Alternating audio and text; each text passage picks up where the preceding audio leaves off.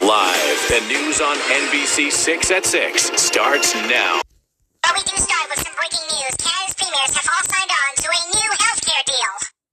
The $196 billion healthcare deal is set to completely overhaul the system over the next decade. Of that amount, $42 billion has been earmarked to addressing staffing shortages and surgery backlogs. The deal was offered by the federal government during closed-door meetings in Ottawa.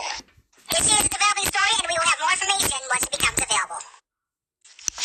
Recovery efforts continue in Yukon to locate an object that was shot down by a U.S. fighter aircraft on Saturday. Conveniently, Prime Minister Justin Trudeau was in the territory meeting with its leadership and says it is still unknown of the object's point of origin, but work remains ongoing. There is much analysis going on at the highest levels of NORAD in both Canada and the United States to try and understand more. The Yukon incident is the third of 4 objects to have been intercepted since last week. Yesterday, another object was down over Lake Huron.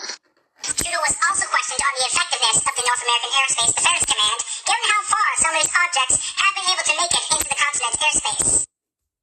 He says the system works. Canadians and Americans are in the joint command for protection of our territory. So as it's picked up over Alaska by NORAD, we are part of tracking that in Canada as well. Additionally, when questioned on why American jets are intercepting the objects over Canadian airspace, he says both countries scrambled aircraft. It was very much based on the context and the situations of who was there, who had the capacity to do it before we lost the object into darkness. Ultimately, the decision to down the object did come from Trudeau. There's been a potential discovery of a copper and zinc deposit in an area known for historic gold discoveries. Acadia Broadcasting's Anna Riley has more. Storm Exploration says a review of the land acquired last spring identifies the potential deposits 65 kilometers north of Fort Frances. The company is in the process of negotiating memorandum of understanding agreements with Nikashawinin and Nigagunsa First Nations before advancing exploration. Some preliminary work could take place this spring, and drilling of the area could follow up later in the year.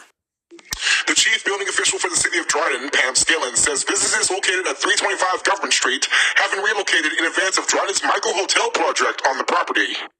Councillors will be taking a look at the 76-room hotel's plan tonight at their committee of the whole meeting, which will be located between Dingwall, Ford, and Rona. The developer has paid for businesses to relocate, but one of the 5 commercial buildings would stay on the property if it received approval later this month. Tonight's meeting begins at 7 p.m. Central Time at City Hall. A report from Treasurer Stephen Lansdale Rhodes presented to Dryden City Council tonight will see the renaming of some reserve funds and the creation of 2 new ones. Acadia Broadcasting's Anna Riley has more. The changes, according to the report, are to bring the city into compliance for usages. The General Capital Reserve Fund will become the Tax-Supported Capital Reserve Fund. This is required to clearly delineate use from sanitary sewer and waterworks use. The Sanitary Wastewater Reserve Fund and the Waterworks Reserve Fund will have their use changed to both capital and operating. This is being done in order to fund any operating deficits that arise. And finally, the report recommends the addition of the Community Wellbeing Reserve Fund and Near-Term Investment Reserve Fund. These come as per a council resolution passed last month. Tonight's meeting gets underway at 7 o'clock. Well, time for the first look at the weather. And Juju, we've been rather surprised by these mild temperatures in February. Yeah, but don't get too comfortable, though. We have a messy system coming into our area tomorrow, starting as rain before transiting straight into a mixture of rain and snow.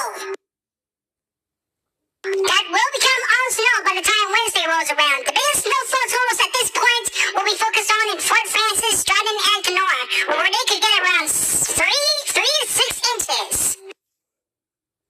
After that, our temperatures will be dropping briefly, so I'll time that out. Plus your Sunday forecast coming up. Alright, thanks, Ginger. We will check back with you in a little bit. Shoal Lake number 40 estimates the building destroyed by a fire over the weekend will cost about $1.5 million. Acadia Broadcasting's Tim Davidson has more. The fire broke out just after 5 a.m. Saturday morning in a 6-unit housing complex. The Richter Fire Department, which is over an hour away, assisted, but by the time firefighters arrived at the scene, the building had gone up in flames. Everyone got out of the building safely, but a couple of people did suffer smoke inhalation. The cause of the fire is still under investigation, but arson is not suspected. About 30 people no longer have a place to live, and the Kenora Chiefs Advisory says they have been put up in hotels in Winnipeg. Still to come, a snow machine accident claims the life of a Winnipeg resident. Plus, a busy week for the OPP in the Rainy River District will tell you how many charges were laid. And Bed Bath & Beyond is sunny and stormy Northwest of 5 continues.